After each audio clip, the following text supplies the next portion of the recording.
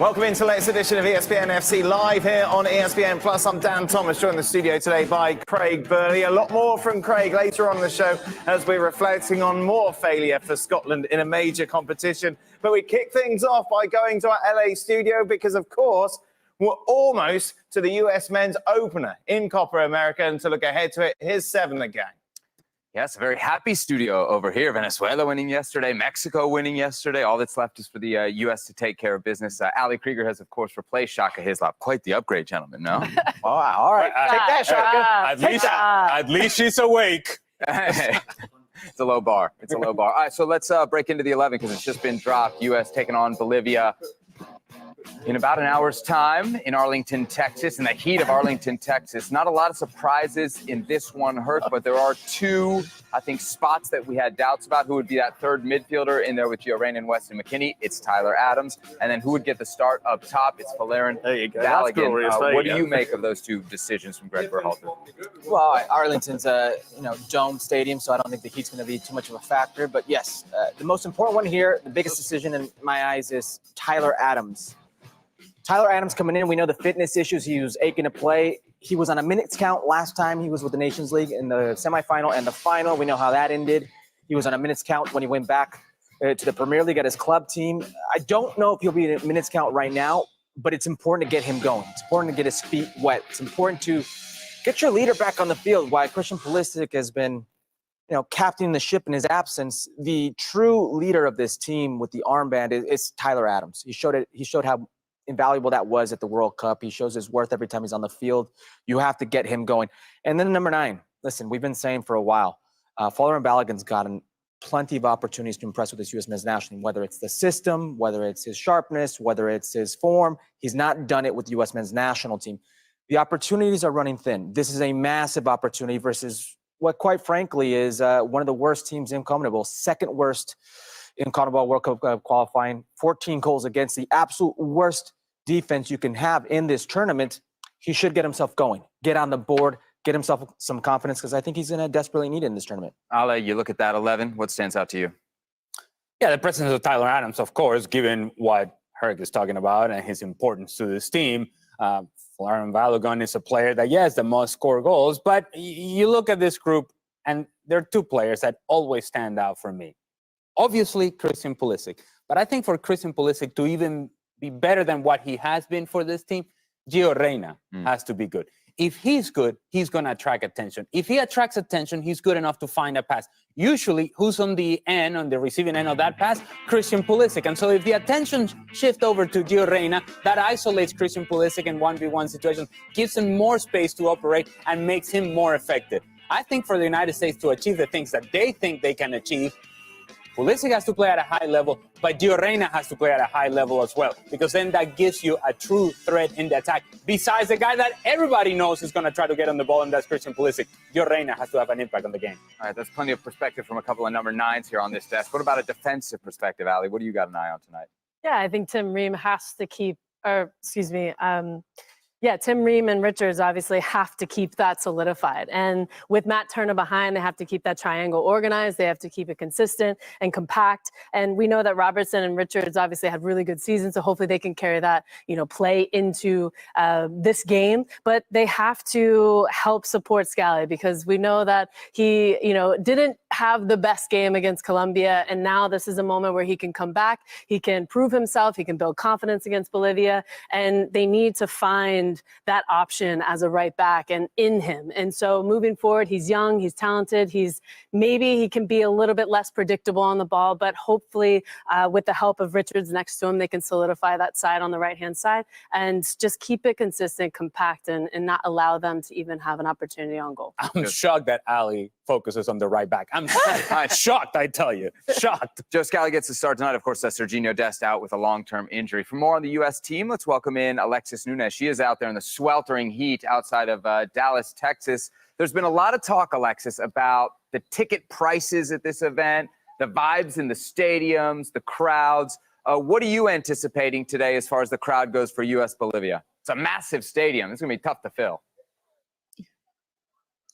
Yes, I mean, honestly, it was one of the, or probably the most impressive stadium I think I've been in to see a football game just for its sheer size. And the minute I've come here and spoken to some of the workers, they just keep talking about all of the big concerts that they've had here. And I was just thinking respectfully, for a football game, especially when there's a baseball game going on next door, and I know people down here in Texas love their baseball, I was wondering what the crowd is going to be like for this game. We heard, unfortunately, that it was only about 10,000 ticket sales that went on, but their fans are braving the heat. They have been streaming in. The parking lot seems quite full. I think now we're just less than an hour before kickoff, and they are still steadily streaming in. But you know what? They are in very, very good spirits. I think finally the Copa America bug has definitely hit some of the USA fans. They do realize that the USA are big favorites in this game and should put out a statement win. So unfortunately, the ticket sales only tell one side of the story, but who knows? Maybe some of the excitement today will get some more fans in.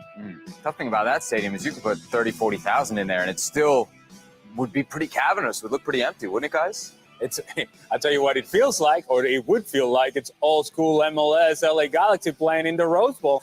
And how do I know this? Because I did it. And you would put 30,000 people in a 100,000 people stadium, and guess what? It feels like it's just your family up there.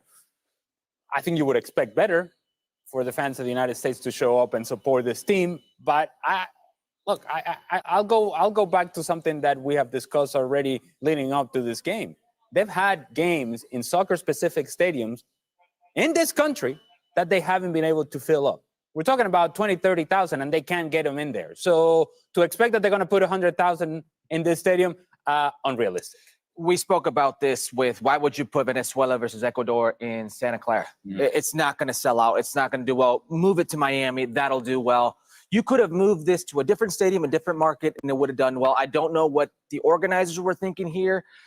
Surely the sheer size of the stadium, maybe they thought fans would show out and support the U.S. men's national team. But when it comes to fans, it's not that they're unwilling to support their national team. They're just unwilling to pay the crazy amounts of money it takes to support U.S. soccer in this country. And that's a reality.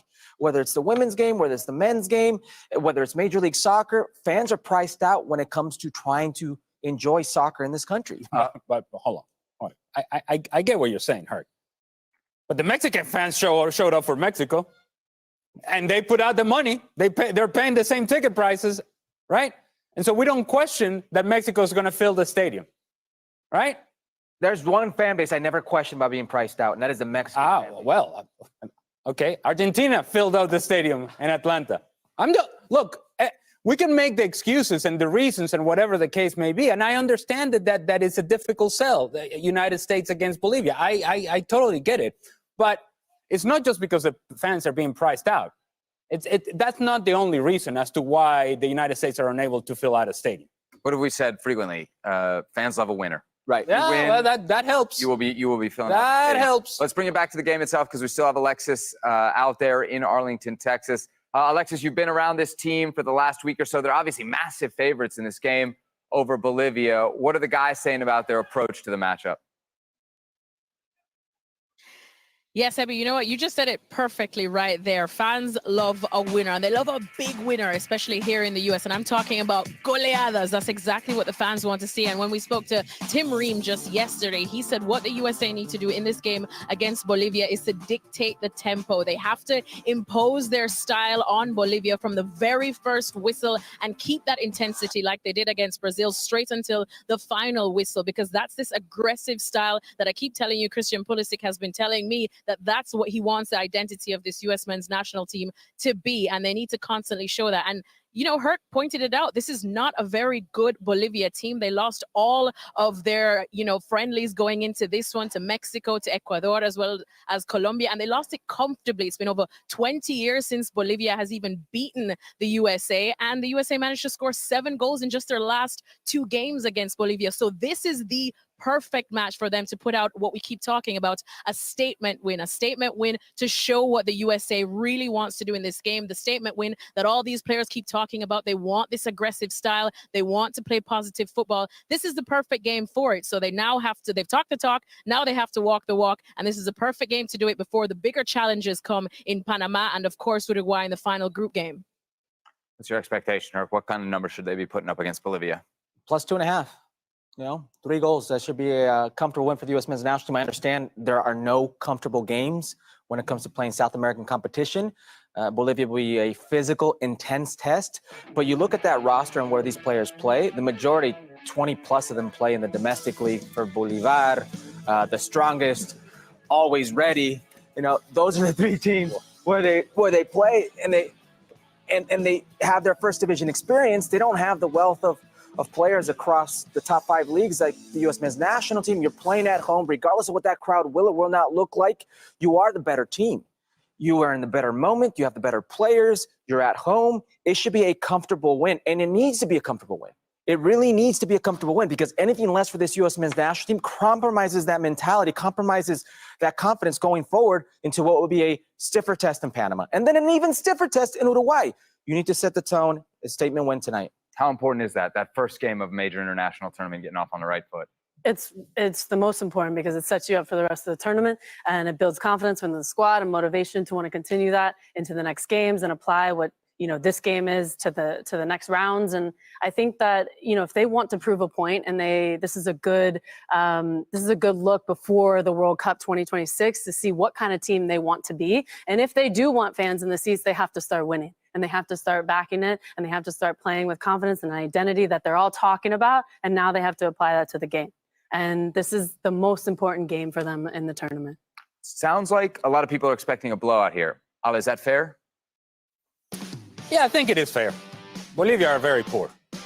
There's no other way to say it. And Herc just mentioned the numbers of 14 goals allowed in Commonwealth qualifiers so far.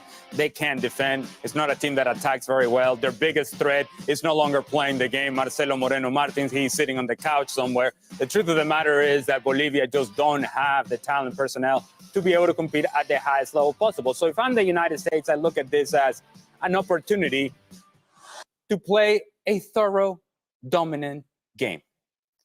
After the Colombia game, the world was caving in. It was crumbling. Worst team ever for the United States. After the Brazil game, we're the best, because this is the way that this team is evaluated. They're either the worst or they're either the best. Well, they're neither. They're somewhere in between. But that in between has to be better than Bolivia. If indeed you think you are the sort of team that can compete in Copa America, that can compete in the World Cup in 2026. And when I say compete, I mean getting out of your group, actually being a protagonist within the competition, then teams like Bolivia at home, you should be able to perform at a high level, win the game, and win it with a dominant performance. I don't know if it's a statement win. I don't know if this is the way they want to start the competition, if they're just building momentum. I just want to see a team that from the first minute to the last looks a whole lot better than the team they're playing against, and they make that count in goals. U.S. taking on Bolivia tonight from Arlington, Texas. Alexis Nunez, thanks for being with us here on ESPN FC. You, of course, be joining us much later for our coverage on Football Americas. Look at the updated graphic. Oh, here we go. Where's our trophies? Well, ain't nobody got a World Cup. Only one of us. Look at that. There's only one person winning here, and that's Shaq. Of course, Football Americas will be on today at 5 p.m. Pacific time, right after the U.S. game, right here on ESPN+. And then for all the reaction to Mexico's big win over Jamaica and Venezuela's big come-from-behind victory over Ecuador, check out last night's show that is also available over on ESPN+. That was a fun show, wasn't it, Ale? It was for me. It was for me. I'm sure it was fun for Craig as well. There it is. Yes, he was definitely watching. Dan, Craig, as always, gentlemen, a pleasure. We send it back to you. Thank you Sorry very much, about guys. your Scots. Yes, Craig devastated, as you can imagine.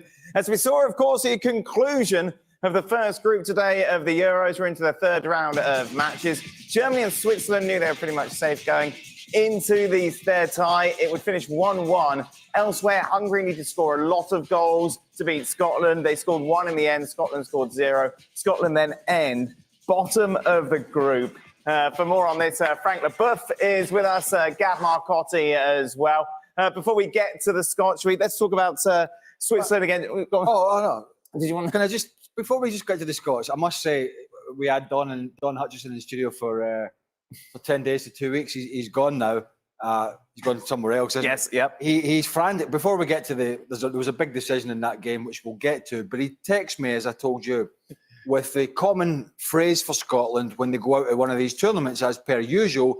He said, glorious failure again. And I said, there's absolutely nothing glorious about getting 1 point and finishing bottom of your group. Yeah. Just absolutely not good. Well, let's start with Scotland then. Obviously, they came into this game knowing a victory would certainly give them a great chance of qualifying for the knockouts. Probably as the third, but nobody seemed to have told them that.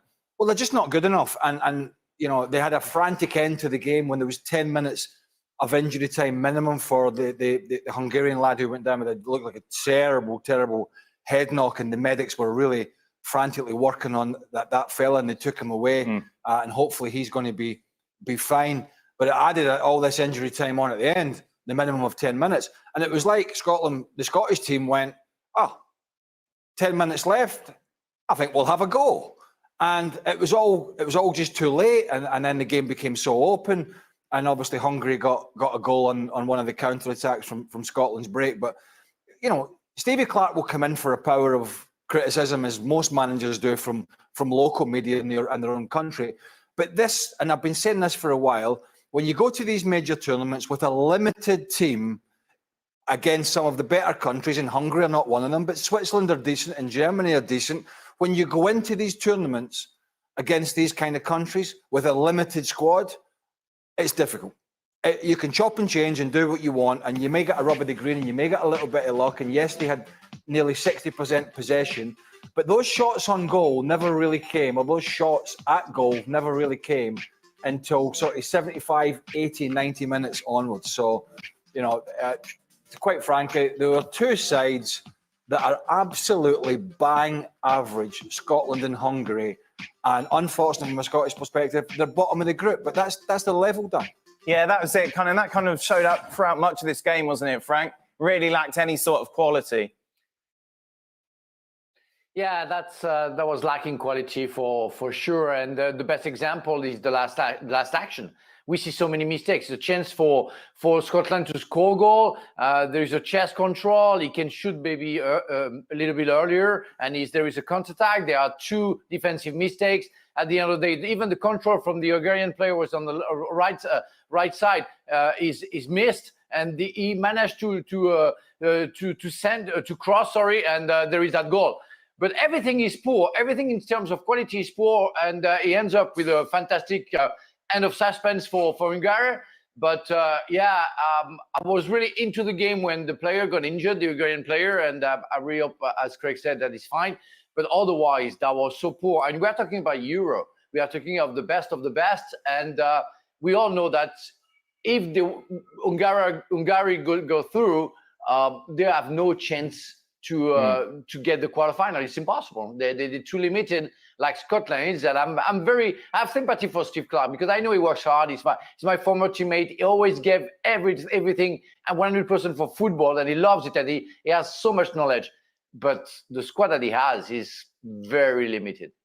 Barnabas Varga, of course, was a Hungarian striker who went down, who was taken to hospital. The latest news on him, and that he is conscious. But obviously, you could just see the concern on everyone's face around that incident, Gab. In the end, Hungary get the goal, but it looks like they will be eliminated as well, given that it's only 4 of the best third-place finishers who will qualify. Yeah, you say only 4 of the 6 best third-place finishers, and a lot of people question the Formula 24 teams. The numbers are probably stacked against them. But they went, and I think in this game, look, it's a classic game where I think both sides were fearful of conceding, but both sides also knew they had to win, and it's pretty much what Craig said. At the end, is like a wake-up call to both, and says, like, this draw does us no good. Let's go for it. And in the end, it's Hungary with the 3 points, but probably not enough. Our former guest here, Don Hutchinson, is texting both of us about a penalty that Scotland felt they should have had in the second half. A lot of the UK media as well saying it should have been a penalty. Where do you stand on it, Craig? No, I don't. I think what we're seeing here is just blinkered sort of punditry and analysis of people wanting to see what they want to see. For me, if you're looking at it in the cold facts of day, when I first saw it at real time, I thought, and the ref obviously didn't give it, he was in a good position. I thought, oh boy, that looked as if it probably could have been. And then I saw the replay, and Armstrong gets himself in front of Willie Orban, I think it is. Willie Orban doesn't do a lot. There's not a lot of contact. There's maybe a little bit, but Stuart Armstrong's actually got his hand back and he's grabbing Orban's shirt, and then he's falling over. And he pushes. To me, he was looking for the penalty kick. He was looking to go down, and obviously the referee made a call live, which I think was the correct one. VAR in the background, which people seem to don't still understand because they're still tweeting about it in England going, why didn't VAR look at it? VAR look at everything. How long's it been going? Give you a head a wobble. VAR looks at everything, right? Looks at absolutely everything. We've had VAR now for a few years. VAR looks at everything. These people, they shouldn't be paying them. They should just take their salary away or their invoice. Whenever they send it in, they say, you don't understand VAR, you're not getting paid. So VAR looked at it. It came to the same conclusion you and I did, and we were of that opinion. But of course, emotions are raw when you're desperate and you haven't played well and you want to have a chance to go through. You think every little decision is yours. And if you go to Scotland on a weekly basis and you look at the decisions that go for and against, particularly Rangers and Celtic, but Hearts and Aberdeen and all the big teams in Scottish football, every week it's a conspiracy against these teams. Well, they're not playing this week, so it's a conspiracy against Scotland. And that's why they're out, not because they couldn't muster up a shot for nearly 90 minutes, not because they're not good enough. They're all out because the referee didn't give them a penalty, which I don't think ever was. Frank, do you need to give your head a wobble? What did you think about the incident? No, I think at first, like Craig, live, I thought it was a penalty because the Scottish player goes at front, and I think there is no other way for the Hungarian to make a foul if he wants to get the ball back. And with the replay, you see the left hand of the Scottish player grabbing the shirt, pushing the Hungarian player in front of him. And therefore, there's a mistake and a foul from the Scottish players. The Hungarian player doesn't even touch the Scottish player. Oh, you won't be allowed in Scotland for a while, Frank. Meanwhile... Hey, join the... Yeah, well, yes, you haven't been allowed in for a while. I've been banned banned for about 20 years now. I think so. Meanwhile, Gab, of course, in the other game, Switzerland against Germany, a battle to finish top of the group. Were you surprised Nagelsmann named such a strong side for this? I was very surprised. Look, they obviously Sorry, Gab. Gab, I'm going to interrupt you. But what was that for, Frank? Why are you having a tantrum? I was carefully listening to what you were saying, and I was agreeing with just that movement, which is a Latin movement saying, yeah, crazy. Please go, Gab, because I know what you're going to say. Well, you're on camera when you're making these crazy I apologise, Gab. I know, but... Shut up! Let Gab talk now! It's the blood talking. That's the blood talking! Okay, sorry. I was surprised. I was surprised because you've got players like Andrich who was a booking away from a potential suspension in the next round. Jonathan Tah, who did get booked in this game, and so part of me said, "Well, why are you taking a gamble on this? You're through." But on the other hand, I think he was probably right to play his best lineup, even though he didn't play very well, because Switzerland are no pushovers, and I think they showed that. They took the lead. They came very close to scoring a second goal. I don't think Germany played well at all. And the reality for Germany is, had they finished second, most likely they'd be facing Italy and Berlin, which, sure, Germany would be favorites, but generally it's probably not who you want to play because there's a lot of history there and a lot of things that can go wrong. So for all those reasons, in the end, I can see why he played his strongest lineup. Maybe we can have a debate about why he left them out there so long when they were a goal down, before sending on Fulkrug, who of course would score the equalizer deep in injury time. I think just a little reality check for the Germans, who they've been on this wave of momentum with the opening match, where obviously Scotland are a pretty poor side, certainly limited, whacked them off the park. Then they got Hungary again, maybe a smidge better than Scotland, but not much. And it's been pretty good for Germany. This is, as Gab said, Switzerland. We didn't really see the best of Switzerland in the Scotland game, I have to be honest, and that gave Scotland an opportunity to get a point. It could have been even better than that. But this Swiss side are better than we've seen thus far. I didn't see much of this game because our eyes were sort of panning on the Hungary-Scotland game. Oh, and a bit of golf in the corner. And but a little reality check for Germany that they've come a long way, but when they come up against a side that are more of a threat and better organised, although the stats look pretty good, I think it's just maybe what Germany need to say, you know, guys, when we start meeting these tougher sides now in the knockout stages, we're going to have, it's a different ball game. It's not Scotland and it's not Hungary. It's just a different ball game. And if we let our masks slip, then we'll be out of this tournament. So I think Germany got that today. And I kind of think that's where they are anyway. Although it's been, as I say, a wave of momentum at the start because it's been a pretty good tournament for them so far. Frank, you can talk now. Yeah, and I'm getting crazy because you know what? That was the most, I wouldn't say stupid, but irrational decision from Nagelsmann. You have 6 points. You know you're going to go through. You are sending a message to the other player who are on the bench that you are not good enough to play on the third game, even if we are qualified. So stay on the bench, you're useless, and Fulkrug is always going to come and is going to score because ours runs like 2 miles an hour today, and it was completely useless for 85 minutes. That's insane because Ta is going to be suspended now because I found the Germany squad, the team, very tired today, not able to fight with a very solid Swiss team, and shows to the world that if I thought that they would be favorites or they can be one of the contender, they're not anymore. They're not anymore because I think they're going to be very tired in the final for if they reach it, and because I think physically they're not strong enough and they don't have a bench. So very good thought from Nagelsmann to show to the world that you're not going to be able to win that tournament. Well, if they win, of course, I'm going to be hammered and I will apologize to Mr. Nagelsmann. But I really doubt about it because really, why do you pick 25 players if you use only 13 or 14? That's insane. I mean, I know what I talk because I know I was in it.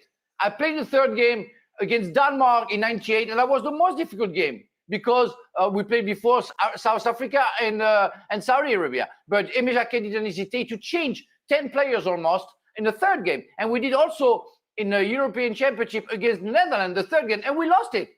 We lost the third game, but we went through, and the players were fresh enough to win at the 92nd minute, and Gavis know that against Italy, because they were fresh enough. So that wasn't very clever from Nagelsmann, I think. Go on, Gav. No, I just want to say Nagelsmann's actually, he spoke about this before the tournament. He's basically said, look, I'm going to be very honest. I'm going to be very open. Nobody's under any illusions. I have my starting 11. I have 3 or 4 guys who will come on occasionally. They'll be my subs. And the rest of you guys are here for team spirit and basically to practice against them, to help them hone their skills and practice. But be under no illusion, these guys are starting. It's a message he sent very, very clearly. He believes in doing things that way. He calls it being honest with his players. He says it's better for team management if everybody knows the roles. And if your role is that of a tackling dummy in training, well, Frank LeBeuf, that's your role. Yeah, Frank. Yeah. You know what?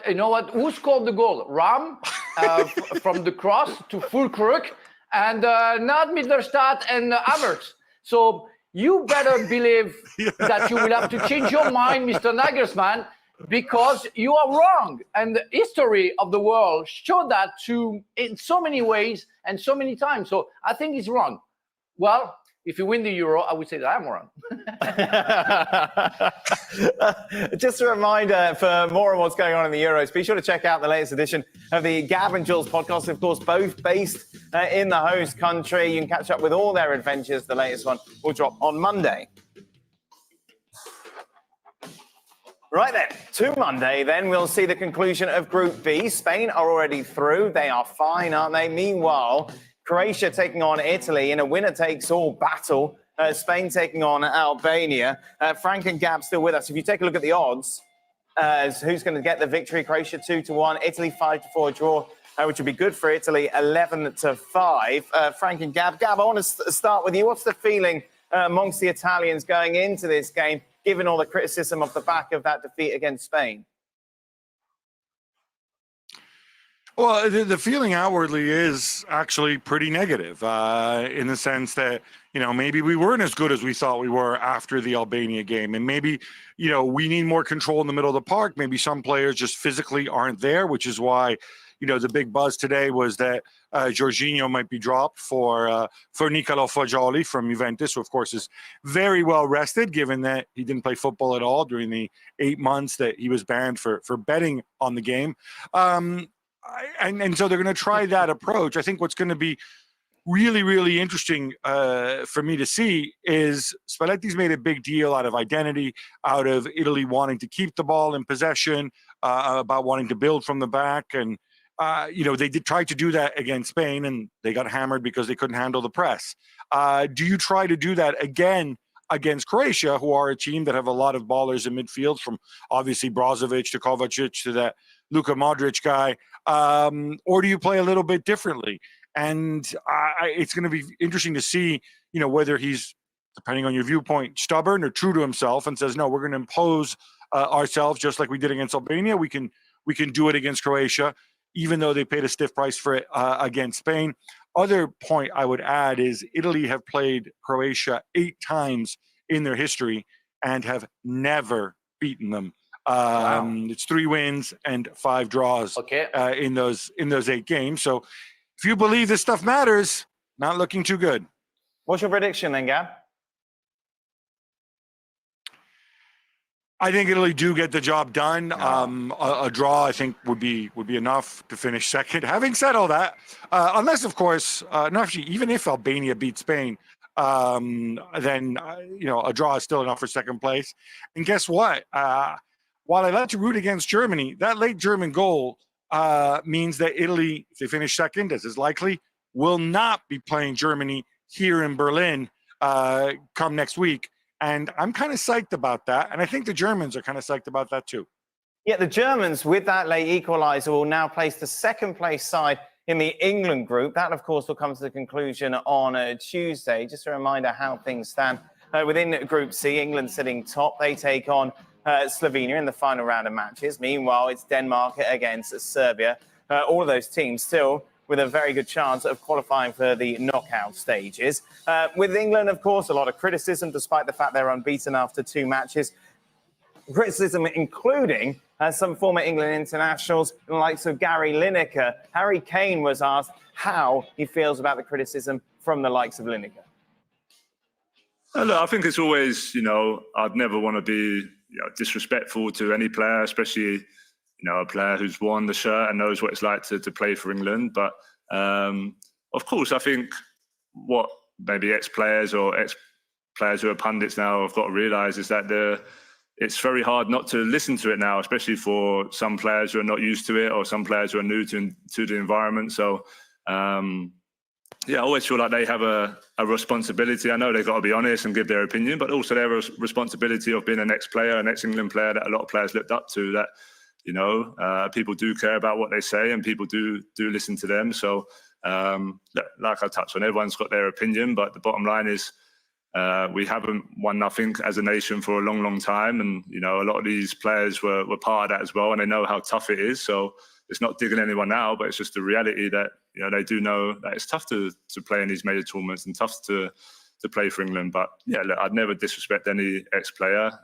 All I'd say is just, remember what it was like to wear the shirt, and that their words are listened to. And some of the lads, or I don't know how many of the lads, but, you do hear it. And we all want to win a major tournament. I'm sure they want us to win a major tournament. And being as helpful as they can and building the lads up with confidence would be a much better way of going about it.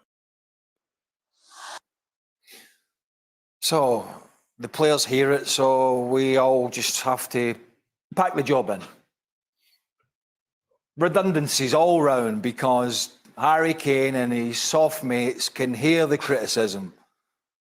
And then he contradicts himself by saying, well, as he talked in, circles, as he did there, he said, well, the players have to be honest, the pundits. And so which one is it? Do we have to be honest, or do we have to pander?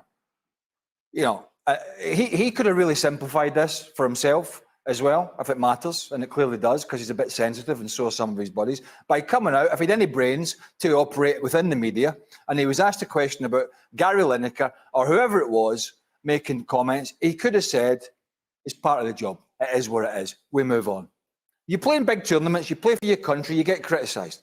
You get criticised in qualifiers, you get criticised in friendlies, but you really get criticised when you go to major tournaments because there is an expectation.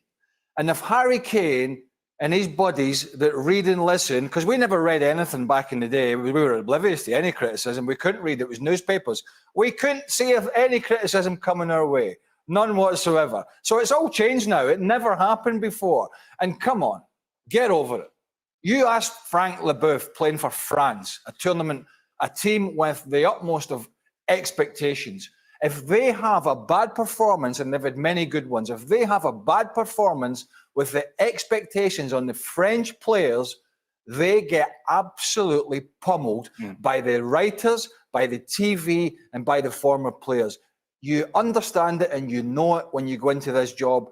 And when you get asked by journalists at a press conference about it, you have to say, in my opinion, it's part for the course and you have to accept it. And Harry Kane is unable to accept it. And maybe that's part of the problem. What's always interesting when these discussions come up, Frank, is that if you speak to English players, it's almost as if they get it worse more than any other player in any other country. But the fact is, whether you're playing for Italy, for France, for England, for Scotland, you're going to get criticised because it's a big tournament and because all eyes are on you.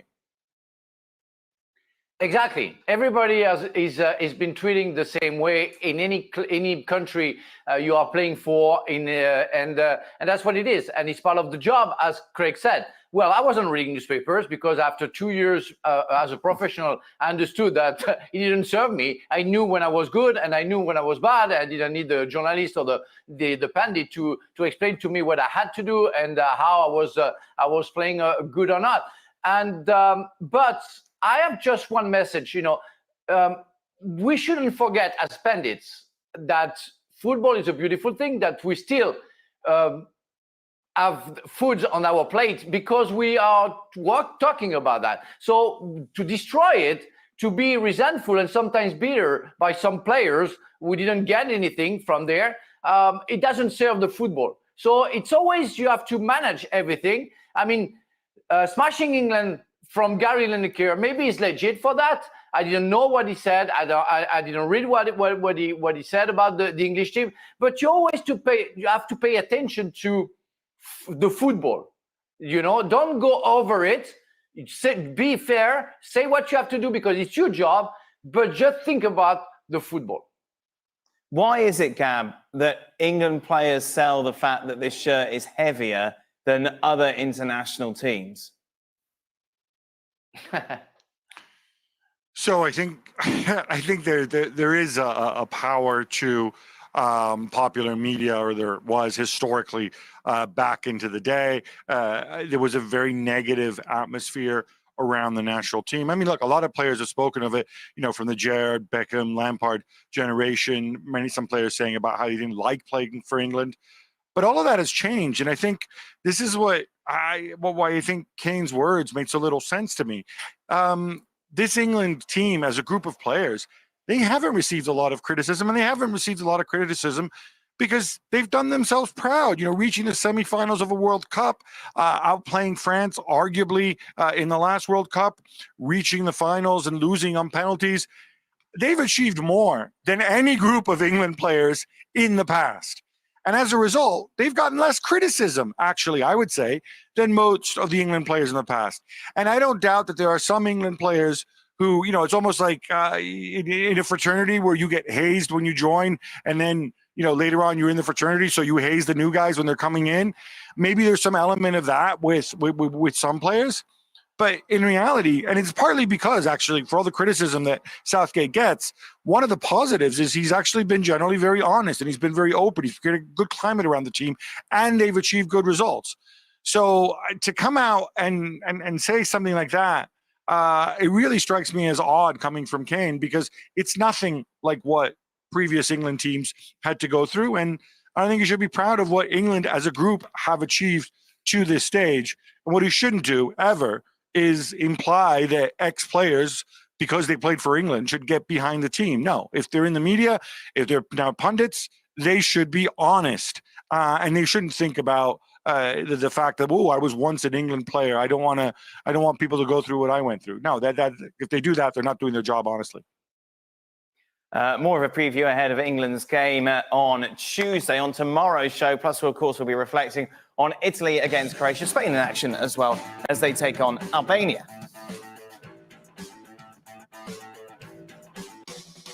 Right then, a bit of transfer news. We mentioned it, of course, last week. Michael Olise looks like he's on his way to Bayern Munich, who are looking to pay that £55 million release clause to Crystal Palace.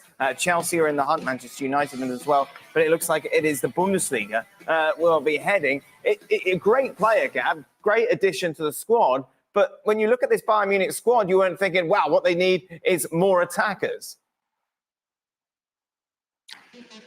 No, and I'm sure you probably have a graphic you'll be putting up, or maybe you've put it up already, about all their attacking options. Oh, look, like magic.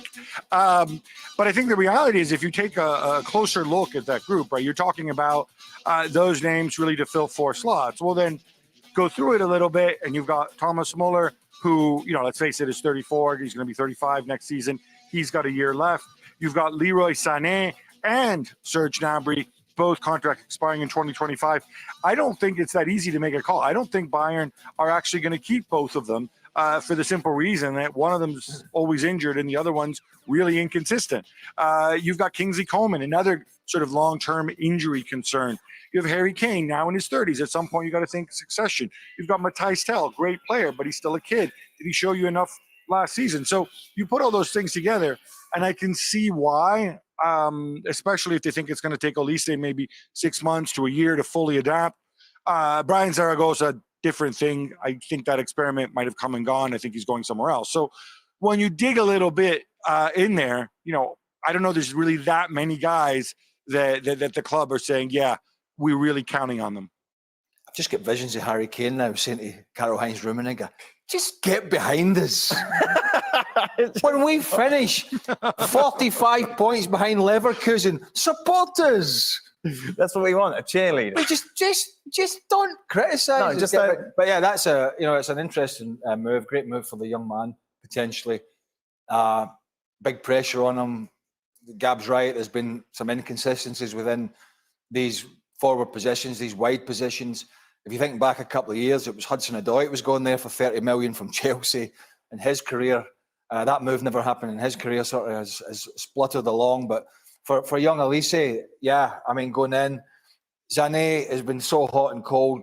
Coman, as Gab said, has been injured. I think Matthijs Tel at times has looked really good coming off the bench, but has struggled for consistency. So yeah, I mean, the previous manager, Thomas Tuchel, he piped on about the other end of the field all season, didn't he? The holding midfield role and the centre halves. He had big problems at the back. So let's see how that pans out. But look, what they've done is they're signing a very, very talented young player. Mm-hmm. How much game time he's going to get, I think, will be dependent on, who's still there, who's fit, and how it's all going to work out from, which we don't really know under Vincent Kompany. Speaking of talented young players, Nico Williams, of course, was man of the match in Spain's victory against Italy. And as it is with major tournaments, you perform in a game and all of a sudden the whole world is talking about where you could go. Nico Williams, of course, currently at Athletic Club, got quite a low buyout clause. However, he said he was committed to stay in the Basque Country, Gab, but we've seen others sniffing around the likes of Chelsea and Barcelona.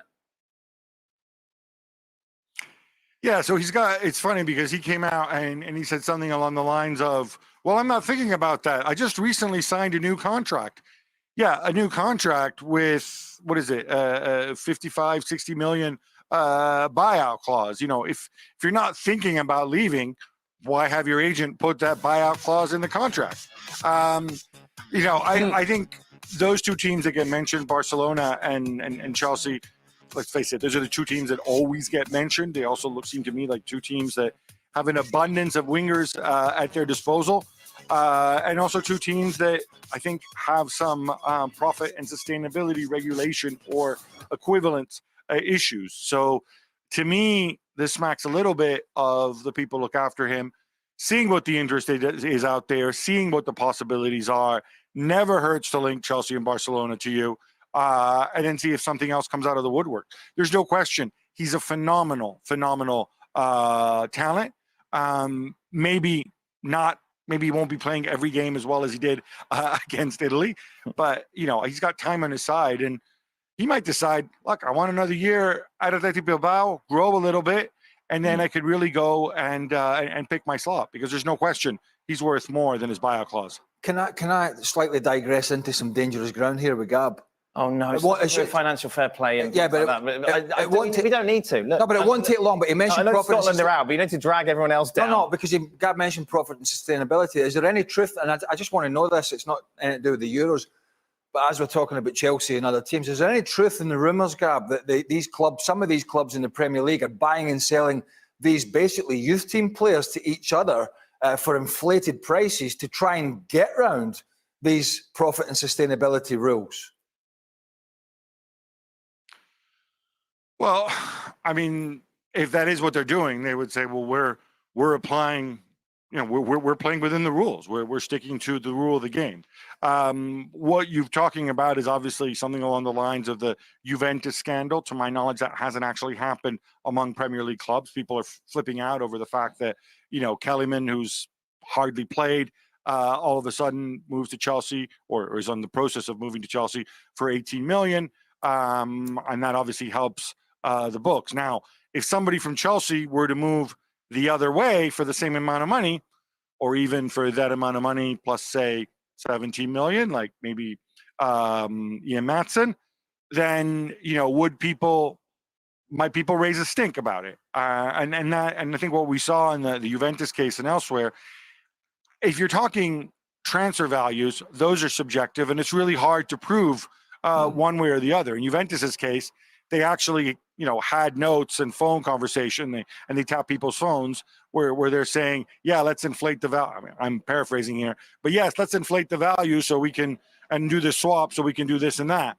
I don't think they're going to have that for Chelsea and Villa. So it's just going to be a case of people saying this value may or may not be inflated, and Chelsea or Villa saying, no, it's not. It's in line with market values. Certainly 35 million or whatever it is for Matson, I don't think is inflated. Kellyman, we'll see. Thank you very much. Just a reminder to keep up to date with all the latest transfer news. Be sure to go over to Transfer Talk over on our website. Now, if you're watching us on YouTube, be sure now to switch over to ESPN Plus. And just a reminder, plenty of content available on ESPN FC.